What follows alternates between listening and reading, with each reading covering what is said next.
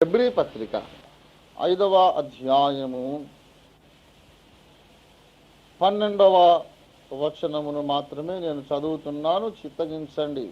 కాలమును బట్టి చూచితే మీరు బోధకులుగా ఉండవలసిన వారై ఉండగా దేవోక్తులలో మొదటి మూల పాఠములను ఒకడు మీకు మరలా బోధింపవలసి వచ్చెను. మొదటి మూల పాఠములు అనే మాట ఇప్పుడు చదవబడినటువంటి లేఖన భాగములో మనకు కనబడుతుంది. కాలమును బట్టి చూచితే మీరు బోధకులుగా ఉండవలసిన వారై ఉండగా దేవోక్తులలోని మొదటి మూల పాఠములను ఒకడు మీకు మరలా బోధింపవలసి వచ్చెను అని పౌలు భక్తుడు మాట్లాడుతూ ఉన్నాడు. ఏం పాఠాలంట? మూల పాఠం. మూల పాఠములకు మళ్ళీ ఇంకో విశేషణం ఏంటంటే మొదటి మూల పాఠము. మూల పాఠము అనే మాటకు అర్థం ఏంటండి? First lesson, the lesson that must be taught in the very beginning of the Christian life. మానవ జీవితంలో, క్రైస్తవ జీవితంలో, రక్షణ జీవితంలో అసలు మొట్టమొదట నేర్చుకోవాల్సిన పాఠం పేరు మూల పాఠం. అవునా కాదా? ముందు నేర్చుకోవాల్సిన పాఠం మూల పాఠం. కానీ ఇప్పుడు ఏమంటున్నాడు? మొదటి మూల పాఠం అంటే ఎందుకు చెప్తున్నాడు? డబుల్ ఎంఫసిస్ కొరక, లేకుంటే ఇంకేమైనా ఆత్మీయ భావం ఉన్నదా? కొంతమంది ముఖ్యంగా అని చెప్పడానికి డబుల్ ఎంఫసిస్, మెయిన్ ముఖ్యంగా చెప్పేది ఏంటంటే అలాగూ రెట్టింపు నొక్కి చెప్పడానికి ఇలాగన్నాడా, లేకపోతే ఎందుకు అన్నాడు? మొదటి మూల పాఠములు అని ఎప్పుడైతే అన్నాడో ఆ తరువాతి మూల పాఠములు కూడా కొన్ని ఉన్నాయని అర్థం. మొదటి మూల పాఠములు పోయిన వారని చెప్పాను. మొదటి మూల పాఠములు అనే ఉన్నాయి, ఆ తర్వాత చెప్పుకోవాల్సిన మూల పాఠాలు కూడా ఉన్నాయి. వీటిని ఇంకో రకంగా విభజిద్దాం. ఇంకో రకంగా విభజిస్తే రక్షణ పొందుటకు లేక రక్షణార్థమైన మూల పాఠములు, రెండవది ఎదుగుదల కొరకైన మూల పాఠములు.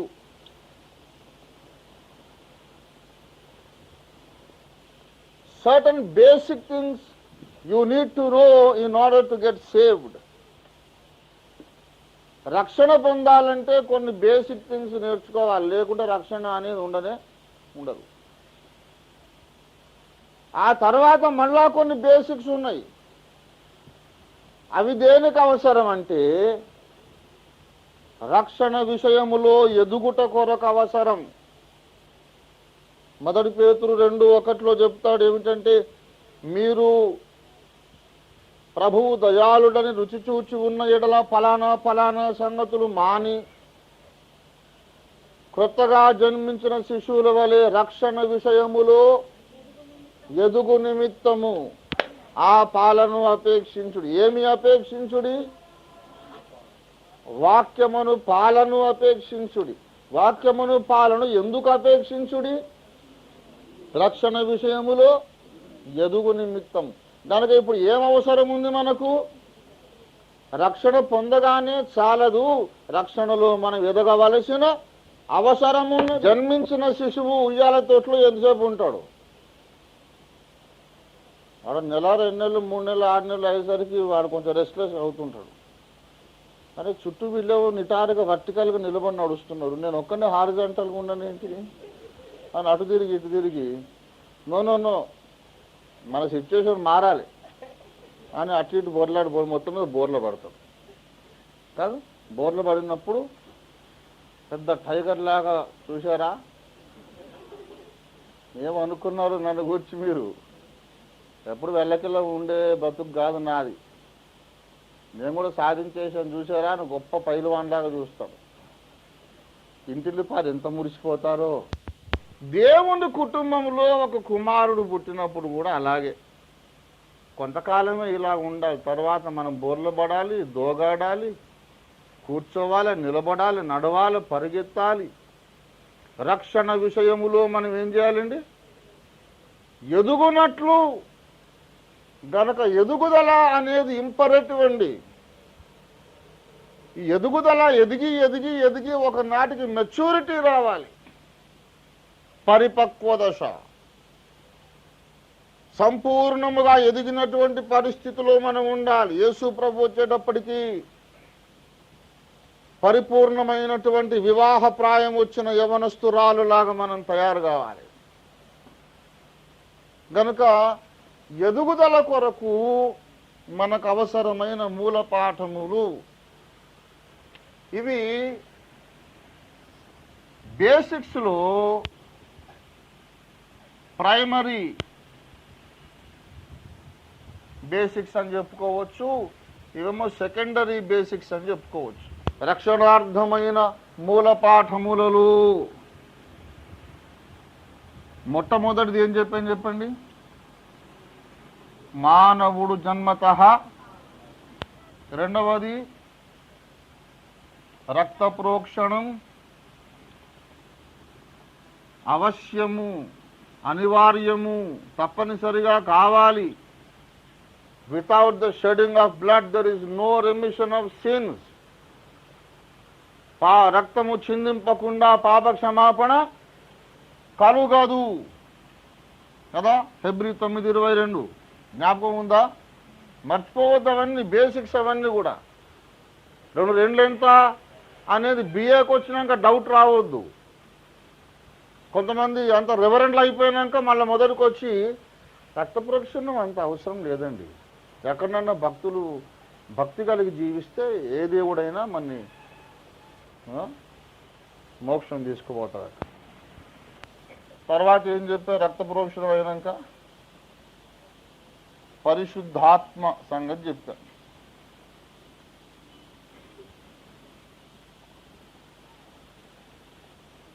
ఈ పరిశుద్ధాత్మను కూర్చిన మూల పాఠము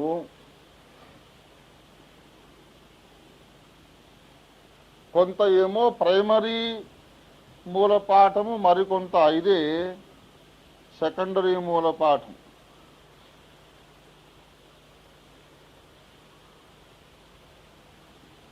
పరిశుద్ధాత్మను గూర్చి మనము రక్షణ సందర్భంలో తెలుసుకోవాలి. తరువాత ఎదుగుదల సందర్భంలో కూడా తెలుసుకోవాలి. పరిశుద్ధాత్మ అనే పేరే వినకుండా రక్షణ పొందుట కూడా సాధ్యము కాదు.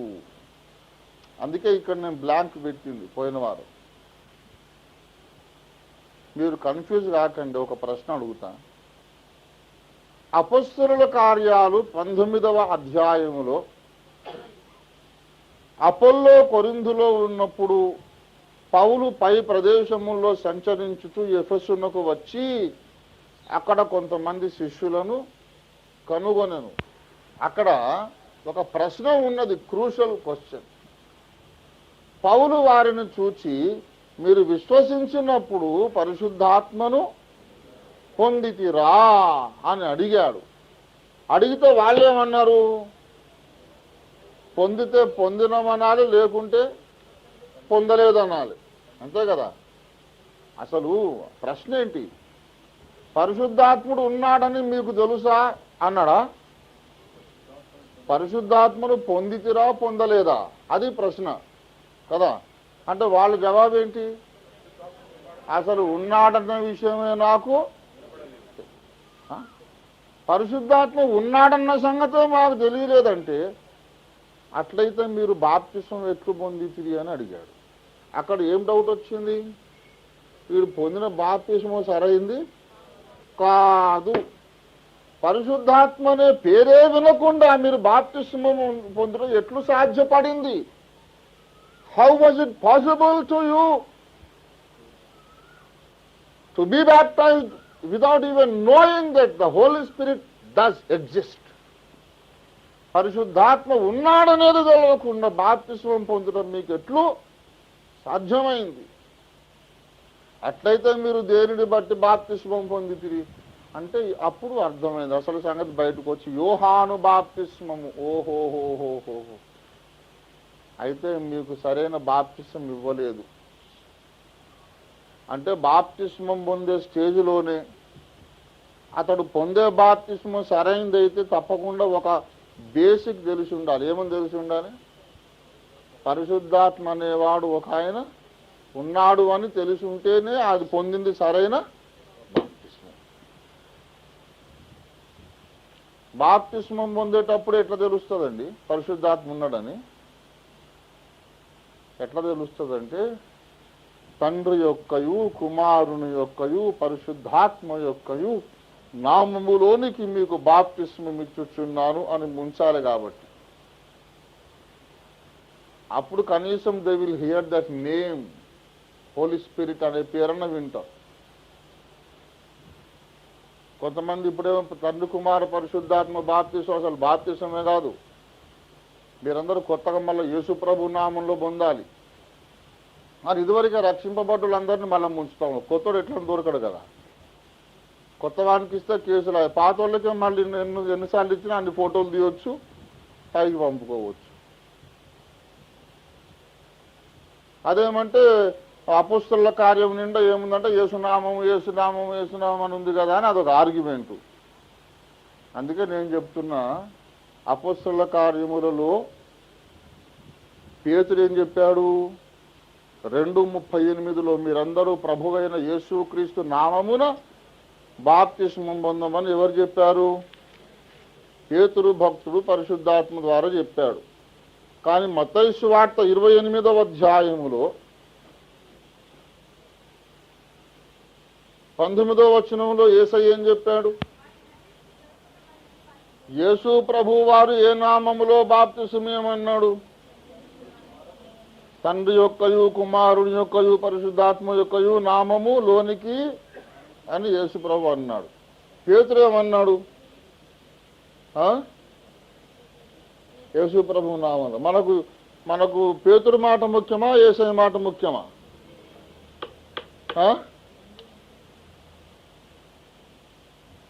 పేతురుది ఏం ముఖ్యం కాదు సార్, యేసయ్య మనకు ముఖ్యం అని ఎన్నడూ అనొద్దు. చాలా తప్పు అప్రోచ్ అది. ఎందుకంటే మనుషుడు తన ఊహను బట్టి చెప్పుట వలన లేఖనములో ఏ ప్రవచనమును పుట్టదు. పేతురు పరిశుద్ధాత్మ ద్వారా అన్నాడు ఆ మాట. నాట్ ఓన్లీ పీటర్, ఆ ఎఫెసులో ఉన్నోళ్ళకు కూడా ఏమన్నాడు పౌలు భక్తుడు? యోహాను బాప్తిస్మాన్ని బట్టి పొందామంటే అట్లయితే మీరు ప్రభువైన యేసు నామమున బాప్తిస్మం పొందుడని వాళ్ళకి చెప్పాడు. ఆ మాట విని వాళ్ళందరూ ప్రభువైన యేసు నామమున బాప్తిస్మము పొందిరి కదా. 5వ వచనం చదవండి, 19:5.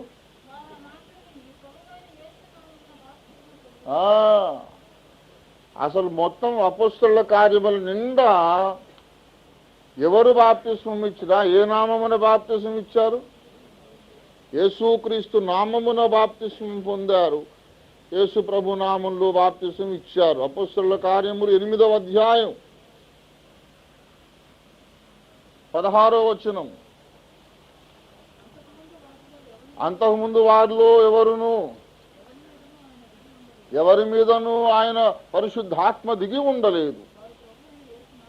వారు ప్రభువైన యేసునామమున, మళ్ళీ అదే మాట, యేసునామమున బాప్తిస్మం, యేసునామమున బాప్తిస్మం. మరి యేసయ్య ఏం చెప్పాడు? తండ్రి యొక్కయు కుమారుని యొక్కయు పరిశుద్ధాత్మ యొక్కయు నామమని యేసు ప్రభు అన్నాడు. మరి వీళ్ళందరూ ఎందుకు ఇలాగంటున్నారు అంటే, నేను చెప్తున్నా వినండి, సంగతి సరిగ్గా గ్రహించండి దయచేసి. సంగతి గ్రహించండి. తండ్రి అనేది ఒక నామమా? ఫాదర్ అనేది ఒక పేరా? I'm a father, Babji is a father, Rajbabu is a father, ఇంకా brother Ramakrishna is a father, brother James is a father. ఇక్కడ ఉన్న వాళ్ళందరూ ఫాదర్. పెండ్లైన వాళ్ళు పిల్లల్ని brother Mahimarao is a father. పెండ్లయ్యి పిల్లలు ఉన్న వాళ్ళందరూ my father is a father, my father's father is a father, my father's father's father is also a father. So all the gentlemen who are married and got children are father. Father అనేది పేరా?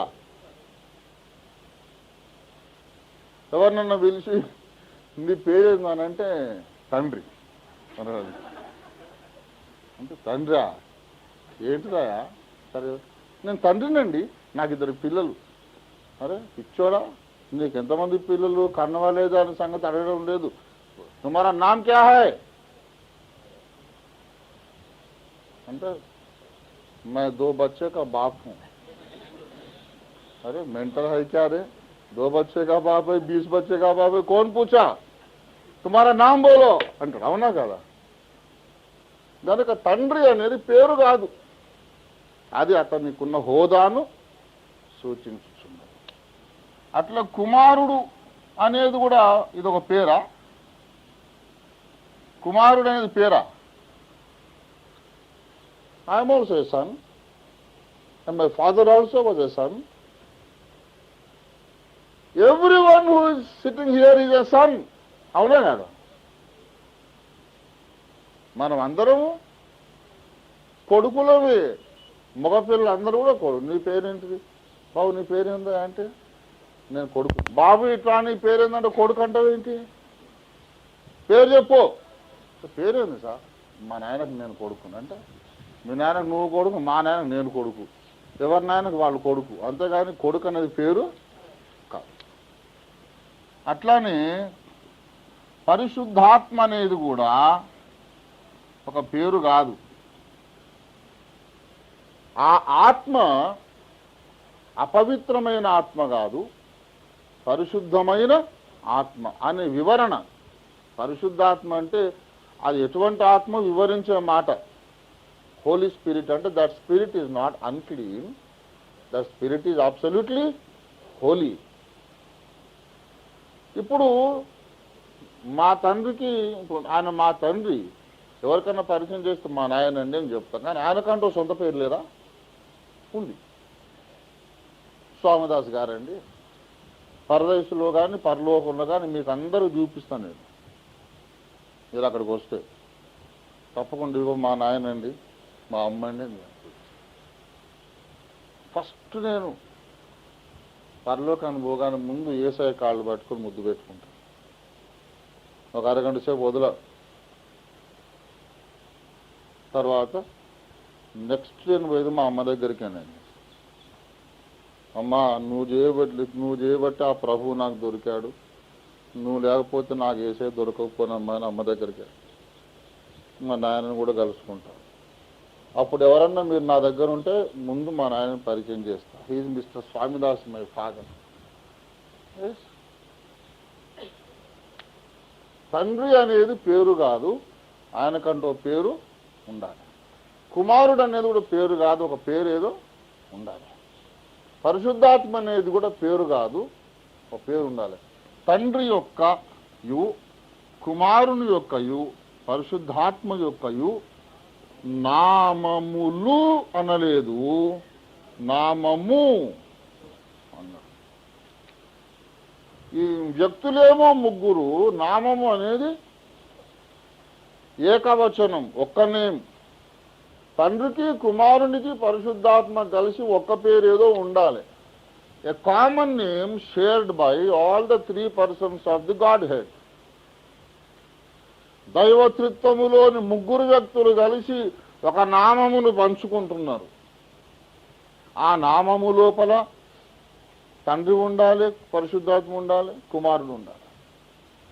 ఆ నామము అంటే ఏంటిదో అపోస్తలులకు అర్థమైంది. Father యొక్క name అన్నాడు. ఇప్పుడు ఒంగోలులో మాకు భూములు ఉన్నాయి, అది ఎవరి పేరు మీద ఉందంటే మా ఫాదర్ పేరు మీద అని చెప్తా. కానీ అక్కడ రెవెన్యూ రికార్డ్స్ లోపల ఫాదర్ అని ఉండవు, స్వామిదాస్ అని ఉంటుంది. ఏమండి కదా? మీకు చెప్పేటప్పుడు ఏం చెప్తా? అది మా నాన్న పేరు మీద ఉందని. కానీ రెవెన్యూ రికార్డులో నాన్న అని ఉంటుందా? ఉండదు. ఆయన పేరు ఏదో ఉంటుంది. కనుక తండ్రి అనే ఆయన యొక్క నామము, కుమారుడు అనే వ్యక్తి యొక్క నామం, పరిశుద్ధాత్మ అనే వ్యక్తి యొక్క నామం, ఈ ముగ్గురికి భూమి మీద ఇవ్వబడిన ఒక నామము, భూమి మీద ఇవ్వబడిన ఒక నామం ఉన్నది. ఆ నామము యేసు. ఈ యేసు అనే వ్యక్తిలో మొత్తము త్రిత్వములోని ముగ్గురు వ్యక్తులు వచ్చేసి ఉన్నారు. కొలసీ పత్రిక 2వ అధ్యాయం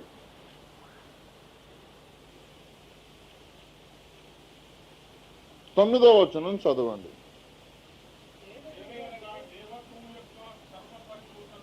ఏలయనగా దేవత్వము యొక్క సర్వ పరిపూర్ణత శరీరముగా క్రీస్తునందు దేవత్వము యొక్క సర్వ పరిపూర్ణత అంటే అర్థం ఏంటి? తండ్రి, కుమార, పరిశుద్ధాత్మ ముగ్గురు వచ్చేసి ఇప్పుడు శరీరముగా ఎవరి యందు ఉన్నది? యేసునందున్నది, క్రీస్తునందున్నది. అందుకనే తండ్రి యొక్కయు, కుమారుని యొక్కయు, పరిశుద్ధాత్మ యొక్కయు నామం అంటే అది ఆ నామము యేసేనని ఎవరికి అర్థమైంది? అపోస్తలులకు అర్థమైంది. అందుకే పేతురు అన్నాడు యేసునామమున బాప్తిస్మం పొందు, పౌలు అన్నాడు యేసునామమున బాప్తిస్మం పొందని ఇచ్చారు. మరి యేసునామమని బాప్తిస్మం ఇస్తుంటే ఇప్పుడు ఎవరినైనా పిలిచి నువ్వు పాపాలు ఒప్పుకున్నావా, క్షమాపణ పొందావా అని అడిగి గనక నిన్ను యేసునామమున బాప్తిస్మం ఇస్తున్నాను ముంచినావు అనుకో, మరి పరిశుద్ధాత్మ ఉన్నాడనే సంగతి ఎట్లా తెలుస్తుంది?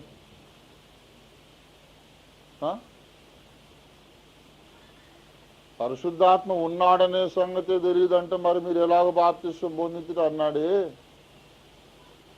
ఒట్టి యేసునామమే ఉచ్చరించి ముంచితే పరిశుద్ధాత్మ ఉన్నాడు అని ఎలా తెలుస్తుంది? New convert. అందుకే పరిశుద్ధాత్మ నాకు బయలుపరిచిన పద్ధతి ఏంటంటే ఎవరితో పంచాయతీ లేదండి. మత్తయి 28:19 దేవోక్తి, అపోస్తలుల కార్యములు 2:38 కూడా దేవోక్తి. గనక తండ్రి యొక్కయు, కుమారుని యొక్కయు, పరిశుద్ధాత్మ యొక్కయు ఏకనామమైన సంయుక్త నామమైన యేసుక్రీస్తు నామములోనికి నీకు బాప్తిస్మము ఇచ్చుచున్నాను. I baptize you in the name of Jesus, which is the common name of Father and of the Son and of the Holy Ghost అని ముంచుకోమన్నాడు. అప్పుడు మొట్టమొదటిసారి ఆ రక్షింపబడిన వ్యక్తి చెవికి పరిశుద్ధాత్మ అనే పేరు వినబడుతుంది, right at the time of baptism. ఆ తర్వాత పౌలు వచ్చి అడిగాడు అనుకో, మీరు విశ్వసించినప్పుడు పరిశుద్ధాత్మను పొందితిరా అంటే ఉన్నడో లేడో మాకు తెలియదు అనరు. పొందామంట, లేకపోతే పొందలేదంట. ఉన్నాడని తెలుసయ్యా, కానీ ఇంకా మేము పొందలేదు. అది రావాల్సిన ఆన్సర్.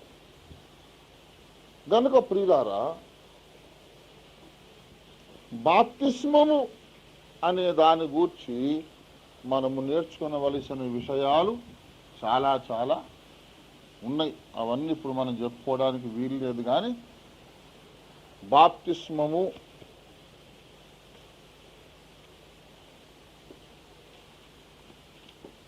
ఎవరు పొందవలెను?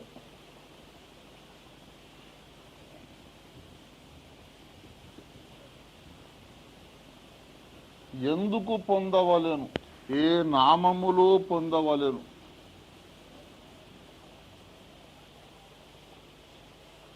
తరువాత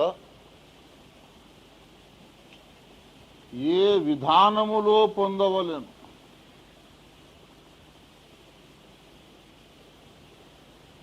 అంటే విధానములు అంటే అర్థం ఏంటిది? ముంచడమా, చిలకరించడమా, ఇంకా జెండా కింద ప్రమాణమా. ఇది ఎవరు చేస్తారు? జెండా కింద సాల్వేషన్ ఆర్మీ వాళ్ళు చేస్తారు. దాన్ని స్థాపించిన ఆయన జనరల్ విలియం బూత్. ఏంటి? విలియం బూత్ చాలా మహాభక్తుడు. విలియం బూత్ సాబు ఆజాద్ హింద్ ఫౌజ్ లాగా నేతాజీ సుభాష్ చంద్రబోస్ టైపులో ఆయన ఎప్పుడు ఒక మిలిటరీ డ్రెస్ వేసుకునేవాడు. క్రీస్తు సైన్యం అని, సాల్వేషన్ ఆర్మీ రక్షణ సైన్యం అని ఒక సంఘాన్ని స్థాపించాడు. ఆ రోజుల్లో లక్షలాది మందిని ఆయన మరి నామకార్థ క్రైస్తవ జీవితం నుండి ప్రతిష్ట గల క్రైస్తవ జీవితంలో నడిపించాడు. క్రీస్తు సైనికులు త్రాగడానికి వీలు లేదు, విందులు వినోదాలు మన పని కాదు. ప్రభు కొరకు మన దేహాన్ని సెలివేసుకున్నట్టుగా మనం ప్రతిష్ఠించుకోవాలి. శరీర వాంఛలకు మిమ్మల్ని మీరు అప్పగించుకోకండి. సైనికుడైన వాడెవడును తను దండులో చేర్చుకున్న వారిని సంతోషపెట్టడం కోసం ఈ జీవన వ్యాపారములో చిక్కుకొనడు. సైనికుడు అన్ని విషయాలు మితముగా ఉండాలి. ప్రభు కొరకు పోరాడదామని ఆయన ఒక డినామినేషన్ స్థాపించాడు. ఇప్పుడు చప్పజల్లారిపోయింది, కానీ ఆ రోజుల్లో ఫైర్ అన్నమాట. సాల్వేషన్ ఆర్మీ సంఘ చరిత్ర మీరు చదివితే జాన్ వెస్లీ, మార్టిన్ లూథర్ తర్వాత అంతటి వాడు. విలియం బూత్ ప్రసంగాలు వింటే భగ్గున మండేది అన్నమాట. వాళ్ళు ఏం సామాన్యులు కాదండి, మహామహానుభావులు. అయినా వాళ్ళు చెప్పింది తప్పు. ఆ మెచ్యూరిటీ ఉండాలి. విలియం బూత్ సాబ్ వస్తే నేను కుర్చీ మీద కూర్చోను, కిందకి దిగి ఆయన కాళ్ళ కాడ కూర్చుంటా. నా హృదయంలో ఆయనకున్న స్థానం అది. మోకరిస్తే 10 గంటలు 8 గంటలు మోకాళ్ళున కూడా చేతులు తలాగదులు కాళ్ళ మీద శిలా విగ్రహం లాగుండి కన్నీళ్లు కాచి ప్రార్థన చేశాడు. Lord save Britain, save America, save the whole world. నామకార్థ జీవితం ఎక్కువైపోతుంది ప్రభువా అని ఏడ్చేవాడట. అటువంటి మహాభక్తుడు. అలాగే సెవెంత్ డే అడ్వెంటిస్ట్ డినామినేషన్ స్థాపకురాలు ఈజీ వైట్, ఎల్ఎన్జీ వైట్ అమ్మగారు. ఆమె కూడా సామాన్యురాలు కాదు, మహాభక్తురాలు. అయినా ఆమె బోధించిన బోధ శుద్ధ తప్పు. ఫుట్ ప్రింట్స్ ఆఫ్ జీసస్ అని ఒక బుక్ రాసిందండి. ఎంత బ్యూటిఫుల్ బుక్ అంటే, నాకు 15 ఏళ్ళు ఉన్నప్పుడు ఆ బుక్ నా గుండెను మండించింది. యేసుక్రీస్తు అడుగుజాడలు అని. ద గ్రేట్ కాంట్రవర్సీ అనే బుక్ రాసింది. అందులో ఎంత నాలెడ్జ్ అంటే, ఆమె ఒక హిస్టారియనా, ఒక వేదాంత పండితురాలా, ఒక ప్రసంగికురాలా, ఎవరో నాకు అర్థం కాలేదు. ఈజీ వైట్ అమ్మ బుక్ చదివితే అంత ఇన్ఫర్మేషన్ ఉంటుంది. మహాభక్తురాలు. ఆమె ప్రార్థనలో ఉన్నప్పుడు ఒకసారి దర్శనంలో ఆకాశములో 4వ ఆజ్ఞ, 10 ఆజ్ఞలు 4వది ఏది? విశ్రాంతి దినమును పరిశుద్ధముగా ఆచరించుటకు జ్ఞాపకముంచుకో అనేది ఒక వెలుగు చుట్టూ కాంతి వలయములో బంగారము లాంటి ఒక వెలుగు ఆ చుట్టూ కనపడి అందులో ఆజ్ఞ కనపడు దర్శనం. ఓహో, దేవుడు 4వ ఆజ్ఞ నాకు చూపిస్తున్నాడు అనుకొని, అంటే మనం ఇప్పుడు కూడా విశ్రాంతి దినమును పాటించాలనేమో అని only based on that vision ఆమె సెవెంత్ అడ్వెంటిజం స్థాపించింది. ఆ చిన్న పొరపాటును సైతాన్ గారు తీసుకొని బాగా వాడుకున్నాడు. ఈనాడు కొన్ని లక్షల మంది అందులో పడి ఉన్నారు. కనుక మహాభక్తులు కూడా జాగ్రత్త ఉండకపోతే, ఒక భక్తుడు ఒక్క స్టెప్ తప్పేసిట అనుకోండి, కొన్ని కోట్ల మంది నాశనం అయిపోతారు. ఏది ఏమైనా జెండా కింద ముంచుట, జెండా కింద నడిపించి ఇట్లా దాని కింద దాటి వెళ్ళిపోతే బాప్తిసం అయినట్టే. అది సాల్వేషన్ ఆర్మీ అనే సంస్థ ఒకటి చేస్తారు. ఈ చిలకరింపు ఎవరెవరు చేస్తారు?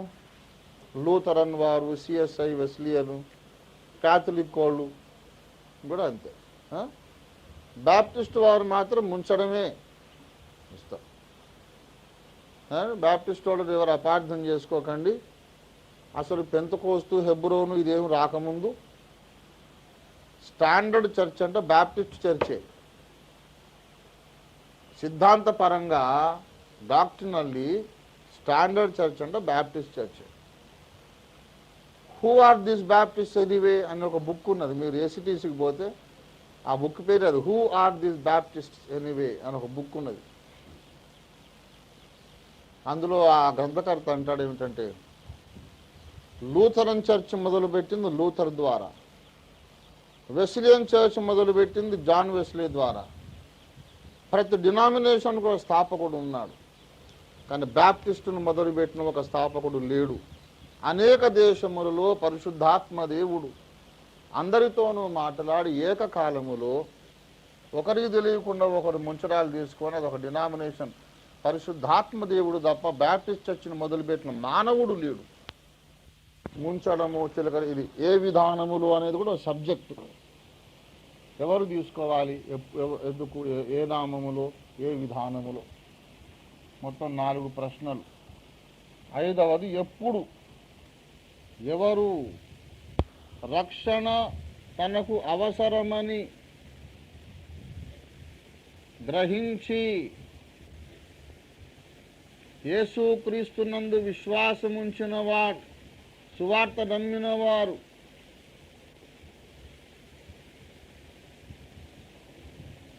విశ్వాసముంచిన వారు బాప్తిసం పొందాలి. ఎందుకు అనే ప్రశ్నకు జవాబు ఏమిటంటే, పాప క్షమాపణ నిమిత్తము. ఏ నామములో?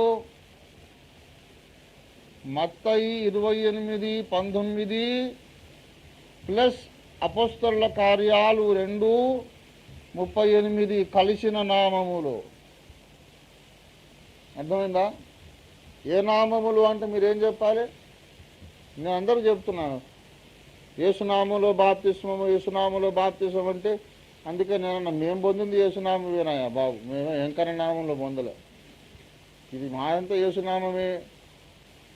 తండ్రి కుమార పరిశుద్ధాత్మన్న యేసునామమే, యేసునామన్న తండ్రి కుమార పరిశుద్ధాత్మనే. 2 3 ఎంత? 3 2 ఎంత? అరే 2 కాదేనా జవాబు?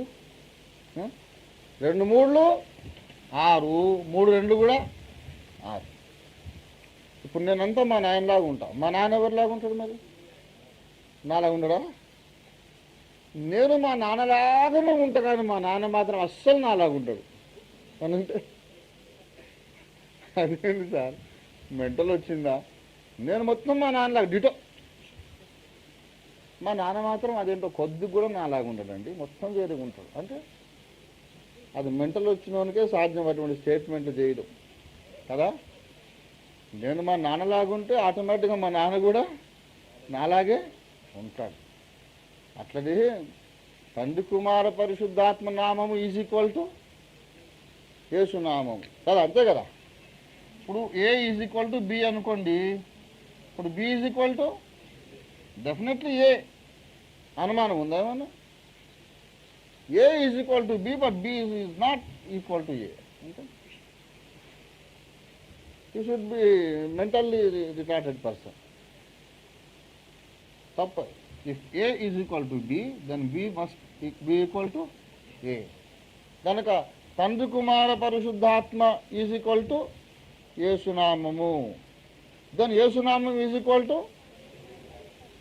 కాబట్టి ఇదన్నా అదన్నా ఒకటే,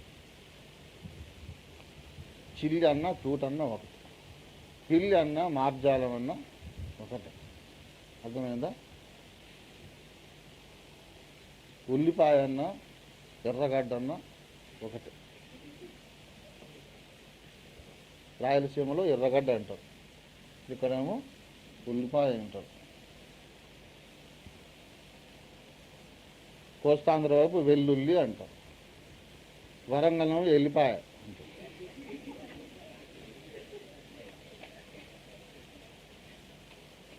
ఎల్లిపాయ అంటే వెళ్ళిపోయిండు అన్నమాట. ఎవడు వెళ్ళిపాయ? ఎక్కడికి వెళ్ళిపాయ? ఎందుకు వెళ్ళిపాయ? అదంతా కాదు సార్, ఎల్లిపాయలు ఉండవా? చిన్నది వెళ్ళిపాయ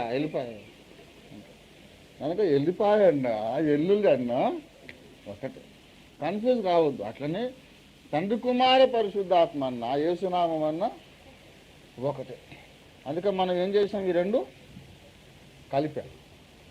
ఏ విధానములో? ముంచడములో మాత్రమే నిజమైన బాప్తిస్మము. ముంచడము కాక ఇంకా ఏది ఇచ్చినా అది బాప్తిస్మము గానే కాదు. దానికి ఈ మేధావులు రకరకాలుగా చెప్తారు. నీళ్లతో, నీళ్లలో అని ఉంది కదా, రెండు బైబిల్లోనే ఉన్నాయి కదా అని. బాప్తిస్మ యోహాను అన్నాడు కదా, మత్తయి సువార్త దయచేసి 3వ అధ్యాయం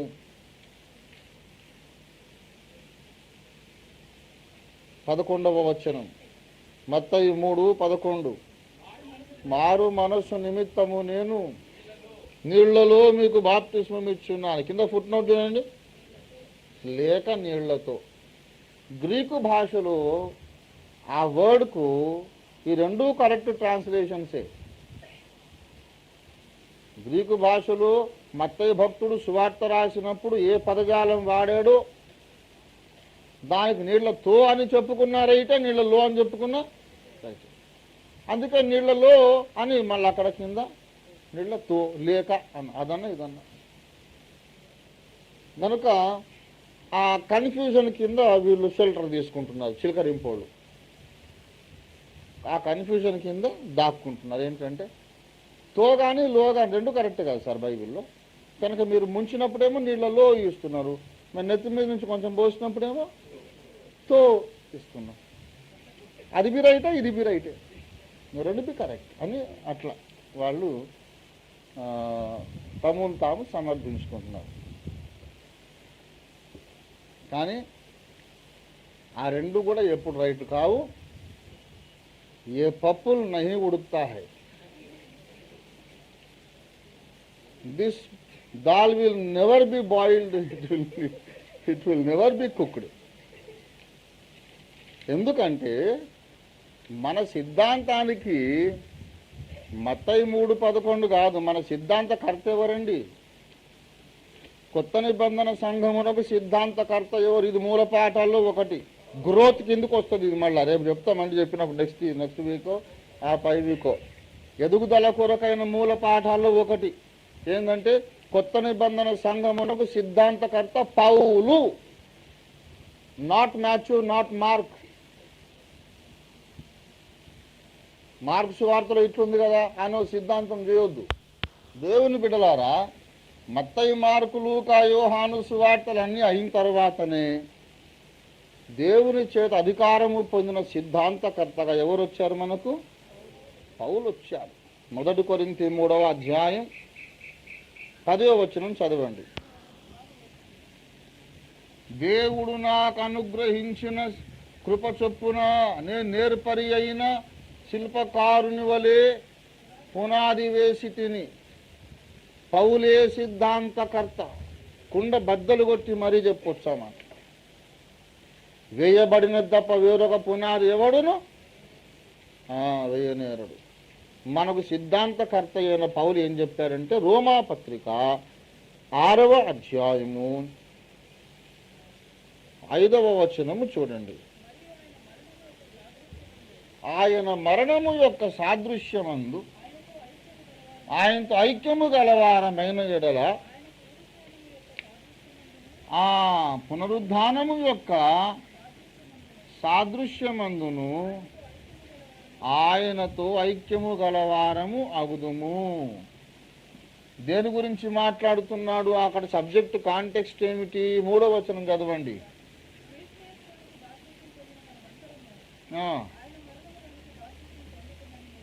ఆయన మరణములోనికి బాప్తిస్మము పొందితమని మీరు ఎరుగరా?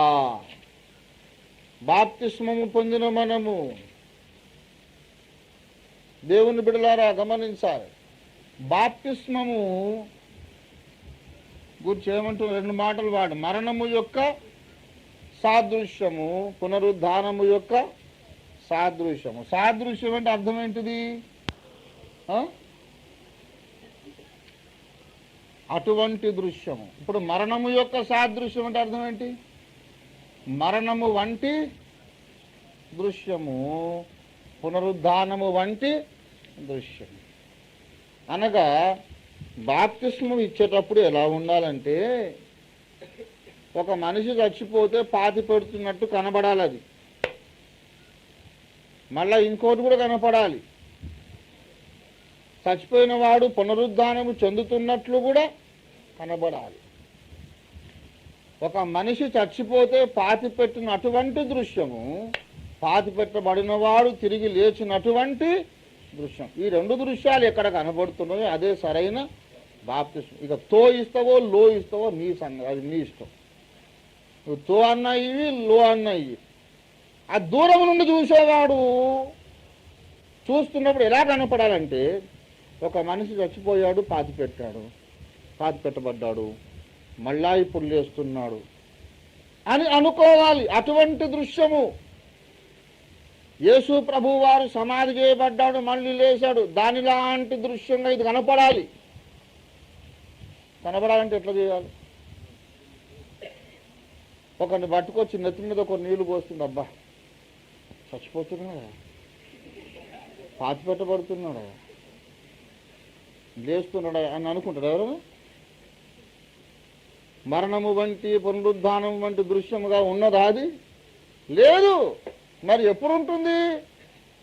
ఒకరిని పట్టుకొని నీళ్ళలో అమాంతం ముంచేసినప్పుడు అది సమాధి పెట్టబడినటువంటి దృశ్యం. నీళ్ళ లోపల నుంచి మళ్ళీ పైకి లేచినప్పుడు సమాధిలో నుండి లేచినటువంటి దృశ్యం. కనుక మరణము వంటి దృశ్యము, తిరిగి లేచుట వంటి పునరుద్ధాన సాదృశ్యము ముంచరము బాప్తిస్మములో మాత్రమే కనబరుటకు సాధ్యము. గనక ముంచడమే సరైన బాప్తిస్మం అని చెప్పాలి. మీరెవరు కూడా ఈ తో మీద లో మీద వాదన పెట్టుకోవద్దు. సరిగ్గా వాదన తెలిసేయాలి ఎవరితోనన్నా. గెలవని పాయింట్ మనం అసలు ఎత్తనే వద్దండి. కొంతమంది బాప్తిస్మము తో అని ఉంది, లో అని ఉంది, అది ఉంది, ఇది ఉందని ఏదేదో చెప్తారు. అదంతా నాకు కాదు.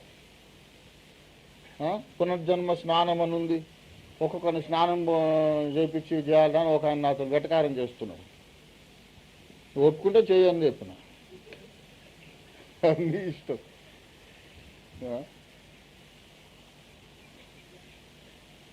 పునర్జన్మ సంబంధమైన స్నానం అని ఉంది కాబట్టి మరి బాప్తిస్మం అంటే ఒక చెబుదాం వల్ల అని వెటకారం చేస్తున్నాడు.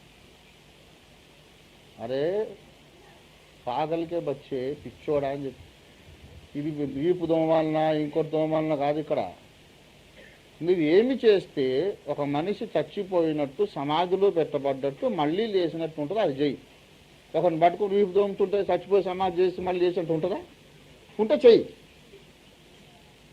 హంకు సికాతే వెక్కిరింత నాకు నేర్పిస్తున్నాడు. వరంగల్లో పుట్టి నేను వస్తే నాకు నేర్పిస్తున్నాడు. కనుక అట్లంతా పిచ్చి పిచ్చి వాదనలు కాదు. వాక్య ప్రకారం మన సిద్ధాంతకర్త ఎవరు?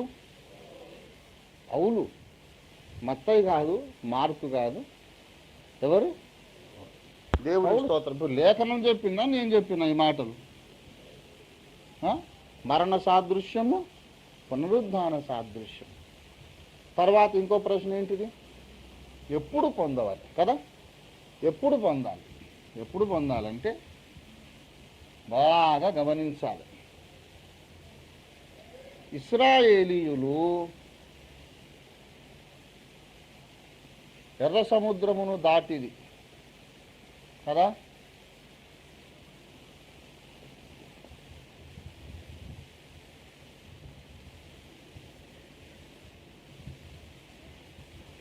ఎర్ర సముద్రము దేనికి సాదృశ్యము? ఎర్ర సముద్రము దేనికి? బాప్తిస్మమునకు సాదృశ్యము. బాప్తిస్మము పొందకుండా ఎవరునూ రక్షణ పొందలేరు. కానీ బాప్తిస్మము పొందినంత మాత్రమున రక్షణ ఉంటుందని గ్యారంటీ ఏమీ లేదు. కొంతమంది బాప్తిస్మం ముందు కూడా నరకానికి పోయే వాళ్ళు ఉంటారు. అందరూ పొందుతున్నారు కదా అని నేను కూడా పొందుదామని ఎవరు అనుకోవద్దు. నువ్వు చూసిన వాళ్ళేమో బాప్తిస్మం ముందు పరలోకానికి వెళ్తారు, వాళ్ళని చూసి నువ్వు పొందితే నువ్వు నరకానికి పోయే అవకాశం. హెబ్రీ 11:29.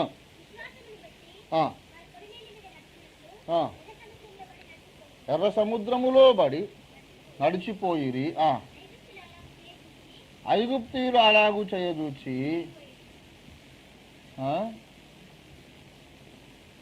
ఇది పస్కా గొర్రెపిల్ల అనుకోండి. వధింపబడిన గొర్రెపిల్ల,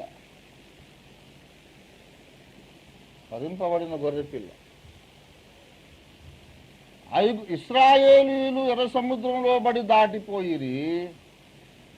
ఐగుప్తీయులు అలాగును చేయదూచి ఎందుకు మునిగిపోయిరి? ఇశ్రాయేలీయులకేమో త్రోవ ఇచ్చింది, దారి ఇచ్చింది ఎర్ర సముద్రం. ఐగుప్తీయులు వస్తే ముంచి చంపేసింది. ఎందుకు అంటే ఎర్ర సముద్రములోనికి రాకముందు వాళ్ళు పస్కా రక్త ప్రోక్షణ క్రింద వారు తలదాచుకొనిరి. పస్కా గొర్రె పిల్లను చంపి దాని రక్తమును 2 నిలువు కమ్ములకును ఒక అడ్డకమ్మికిని హిస్సోపుతో పూసి ఆ ద్వారబంధము లోపల రాత్రి తెల్లవారుడు తలదాచుకున్నాడు. రక్త ప్రోక్షణ కింద నుండి ఎర్ర సముద్రంలోకి వస్తేనేమో దారిచ్చింది. రక్తం ఏం లేకుండా సొంతగా బాప్తిస్మం కొరకు వస్తే ముంచి చంపేసింది. గనక పాఠం ఏమిటంటే బాప్తిస్మం పొందాలని తొందరపడకండి. బాప్తిస్మం పొందకముందు యేసయ్యా నా పాపములు క్షమించు కడుగుమని యేసు రక్తధారలో కడగబడాలి. రక్త ప్రోక్షణము లేకుండా ఎవరైనా బాప్తిస్మం పొందితే వాళ్లకు రక్షణ కలుగదు. గనుకనే ఎవరైతే రక్త ప్రోక్షణము కొరకు ప్రార్థించకుండా పెండ్లి కొరకు బాప్తిస్మము, కాలేజీ సర్టిఫికేట్ కొరకు బాప్తిస్మము, ఇంకెవరి కొరకు బాప్తిస్మము, అమ్మ నాన్న చెప్పినందుకు బాప్తిస్మము, కాలేజీలో సీటు కొరకు బాప్తిస్మం పొందిన వాళ్ళకు మేమంటాం ఏంటంటే, అరే బాబు నీకు రక్షణ లేదు, నువ్వు మారు మనసు పొంది మళ్ళీ బాప్తిస్మం పొందమని చెప్తాం. పొందితే వాళ్ళు ఏమంటారంటే, అన్న 2వ బాప్తిస్మం పొందొచ్చునా? నేను ఇదొక చదువు, మళ్ళీ 2వ బాప్తిస్మము పొందొచ్చా? ఎందుకు పొందరాదు? ఎందుకు పొందకూడదు అంటే పౌలు చెప్పాను కదా, బాప్తిస్మం ఒక్కటే. పౌలట బాప్తిస్మం ఒకటే అని చెప్పిందంట. అది మాకు తెలియకుండానేమో ఇంత చదువు అంత చెప్పింది. అరే 114 బైబిల్ 2 సంవత్సరాల కిందటనే ముగించాను. నువ్వు చెప్పిన మాట 100 సార్లు చదివాను నేను. బాప్తిస్మం ఒక్కటే 100 సార్లు చదివాను. అది తెలియక నేను ఇదంతా చదువు చెప్పేది. నేను అడిగాను, బాప్తిస్మం ఒక్కటే అని రాసిన ఆయన ఎవరు? పౌలు. ఎవరికి రాశాడు? ఎఫెసీయులకు రాశాడు. ఆ ఎఫెసీయులకే ఆ పౌలే అపొస్తలుల కార్యములు 19లో 2వ బాప్తిసం ఇచ్చాడు కాదు? మొదట మీరు యోహాను బాప్తిస్మమును బట్టి పొందితిరి కానీ సువార్త సరిగా గ్రహించలేకుండా మీరు పొందితిరి కనుక ఇప్పుడు మళ్ళా యేసు నామమున, అది ఎన్నో బాప్తిసం అయింది వాళ్ళ అనుభవంలో. వాళ్ళకే 2వ బాప్తిస్మం ఇచ్చి వాళ్ళకే రాస్తున్నాడు బాప్తిస్మము ఒక్కటి. వాళ్ళు అడిగారు అనుకో, అదేంటి పౌలన్నా మాకు 2వసారి పొంది ఇచ్చావు కదా నువ్వు, 2వ బాప్తిస్మం ఇచ్చి ఇప్పుడు ఒక్కటే అంటావేంది అంటే, ఆయన అంటాడు, పిచ్చోళ్ళారా 2 పొందండి 20 పొందండి కాక అందులో చెల్లేది ఒకటే. అదన్నమాట అర్థం. అంతకుముందు పొందింది అసలు బాప్తిస్మమే కనుక మారు మనస్సు లేకుండా గ్రహింపు లేకుండా పొందినది బాప్తిస్మము కాదు. కొంతమంది పెళ్లి కొరకు బాప్తిస్మం ఎందుకు ఇస్తారో నాకు అర్థం కాదు. 2 యవనస్తులు వచ్చి నా దగ్గరకు వచ్చాన్న, మేము ఇద్దరు తల్లిదండ్రులు వచ్చి మేము బాప్తిస్మం పొందాలనుకుంటున్నామని అంటే, మారు మనసు పొందిన వాళ్ళు అయితే బాప్తిస్మం ఇస్తాం, లేదు మేము పెళ్లి చేసుకుంటాం అన్నారు అనుకో. మంచిగా వాళ్ళకు ప్రార్థన పూర్వకంగా ఇక్కడ నేను ప్రార్థన చేసి పెళ్లి చేసి పంపిస్తాను. బాప్తిస్మం క్వశ్చనే లేదు. పెళ్లికి బాప్తిస్మం సంబంధం ఏంటి? నీవు రిజిస్ట్రార్ ఆఫీస్లో పెళ్లి చేసుకున్నా ఇక్కడ పెళ్లి చేసుకున్నా ఒకటే. అక్కడ రిజిస్ట్రార్ ఏమో ప్రార్థన చేయడు, ఇక్కడేమో మేము ప్రార్థన చేస్తాం, అంతే తప్ప వేరే భేదమే లేదు. రిజిస్ట్రార్ ఆఫీస్లో రిజిస్ట్రార్కు క్రైస్తవ పెళ్లి చేసే పాస్టర్ గారికి ఉండే సర్టిఫికేట్ ఒకటే, same certificate. Person so and so is authorized here by under section so and so to perform Christian marriages అని అక్కడ ఏ సర్టిఫికేట్ ఉంటుందో ఈ పాస్టర్ గారికి ఉండేది సేమ్ సర్టిఫికేట్. ఆయనేమో ఆఫీసులో రిజిస్ట్రారు, ఈయనేమో చర్చిలో రిజిస్ట్రారు. అక్కడేమో ప్రార్థన చేయడు, ఇక్కడ చేస్తాం, అంతకంటే వేరే భేదమే లేదు. పెళ్లి కొరకు ఎవరు బాప్తిస్మాలు తీసుకోకండి, ఇయ్యకండి. మీ ఎరుకలో ఇస్తుంటే ఆపండి. పెళ్లి బాప్తిస్మం ముందు అక్కడెక్కడన్నా చర్చిలో ఎవరన్నా పెళ్లి చేసుకుంటే ఆపి ఇక్కడ తీసుకొని రండి, ఇక్కడ మేము బాప్తిస్మం ఇవ్వకుండా నేను పెళ్లి చేస్తాం. ఎందుకంటే పెళ్లి కొరకు బాప్తిస్మం వాడు పొందాడు అనుకోండి, ఇంకా ఈ జన్మకు రక్షణ పొందడు, అంతే. ఎవరు సువార్త చెప్పినా ఇప్పుడు సువార్త ఏంది సార్, అప్పుడే బాప్తిజం అయిపోయింది కదా అంట. గనుక ప్రియులారా, రక్త ప్రోక్షణము కిందకు వచ్చిన వారే ఎర్ర సముద్రం లోపలికి రావాలి. ఇవి మూల పాఠములు. అయితే ఈ తరువాత దేవుని బిడలారా, ఇది ఎందుకు చెప్పిన నేను, రక్షణ పొందు దినమున, బాగా వినండి, ఇదొక సెంటెన్స్ వింటే సరిపోతుంది. రక్షణ పొందు దినమున నీవు పొందిన బాప్తిస్మము సరైనదైతే నీకొక విషయము తప్పకుండా తెలుస్తుంది. ఏ విషయము? పరిశుద్ధాత్ముడు అనేవాడు ఒక ఆయన ఉన్నాడనే విషయమైనా తెలుస్తుంది. అది ఎన్నో మూల పాఠం? ఇది మొదటి మూల పాఠం. అదైనాక రెండవ మూల పాఠములలో బాప్తిస్మ సమయములో నీవు ఏ వ్యక్తిని గూర్చి విన్నావో ఆ పరిశుద్ధాత్మతో కలిసి ఎలాగూ నడుచుకొనవలెనో అది నేర్చుకుంటాం. At the time of baptism, we simply hear the name of the Holy Spirit. But after that, you learn how to walk with the Holy Spirit, how to be guided by the Holy Spirit. అవి ఏమిటంటే ఎదుగుదలకు అవసరమైన మూల పాఠములు, secondary basic lessons. అవి కొంతమంది రక్షింపబడి 10 ఏళ్ళైంది, 20 ఏళ్ళైంది, ఎవరన్నా వచ్చి రక్త ప్రోక్షణం యేసు ప్రభువే ఎందుకు దేవుడు, మా దేవుడు ఎందుకు కాడు అని అడిగారు అనుకో, ఎందుకు కాడంటే కాడంతే, దాన్ని నన్నేం చేయమంటావు, అట్లా మాట్లాడొద్దు నరకానికి పోతావు అని అడ్డుదిడ్డ మాట్లాడమే తప్ప ఎక్స్ప్లెయిన్ చేయలేరు. మీరేం చెప్తారు? ఎవరన్నా యేసు ప్రభువు ఎందుకు దేవుడు అండి, మా దేవుడు ఎందుకు దేవుడు కాదు, ఎందుకు రక్షణ ఇవ్వలేడు అంటే మీరేం చెబుతారు? సకల మతముల బోధనల ప్రకారము రక్తము చిందింపకుండా పాప క్షమాపణ కలుగదు.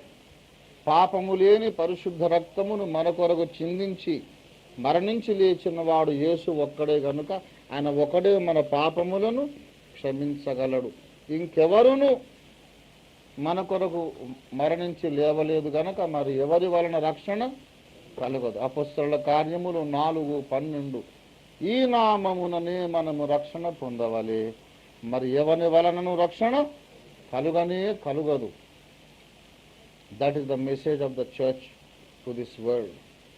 ఈ లోకానికి మనం ఇచ్చే సందేశం ఏంటంటే యేసయ్యను నమ్ముకుంటే తప్ప నువ్వు తప్పకుండా నరకానికి పోతావు.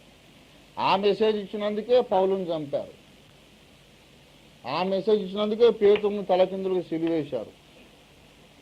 అంతేగాని మీరు కలిసిమెలిసి ఉండండి, ఓ చెంప కొడితే ఇంకో చెంప తిప్పండి అని బోధ చేస్తే ఎవరు చంపరు. ఎవరైనా ఉండి ఇదే బోధ, యేసుప్రభు బోధ ఏంటంటే ఒక చెంప కొడితే చెంప తిప్పాలి అని చెప్తే థ్యాంక్ యూ బ్రదర్, అట్లే చెప్పు, నేను నా విరోధులందరూ చెంపలు పగలగొట్టే కార్యక్రమంలో ఉంటా.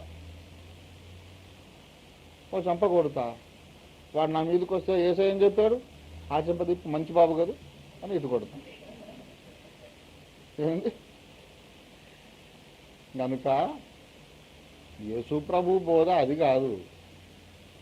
అది రక్షణ పొంది దేవుని కుటుంబంలోకి వచ్చి ఎదిగిన తర్వాత లోపల గుట్టది. బయట వాళ్ళకు చెంపల సంగతి ఎందుక చెప్పేది? వాడు చెంప తిప్పిన నరకానికి పోతాడు, తిప్పకున్న నరకానికి పోతాడు. ముందు రక్తములో కడగబడు. యేసు రక్తములో కడగబడి నీటి బాప్తిస్మం పొంది పరిశుద్ధాత్మతో నడిచినప్పుడు అప్పుడు మనకు పరలోకము గ్యారంటీ. ఎవరైతే పరలోక రాజ్య వారసులో వాళ్ళ మధ్యలో తగవచ్చినప్పుడు ఒక చెంప కొడితో చెంప, అది వేరే విషయం.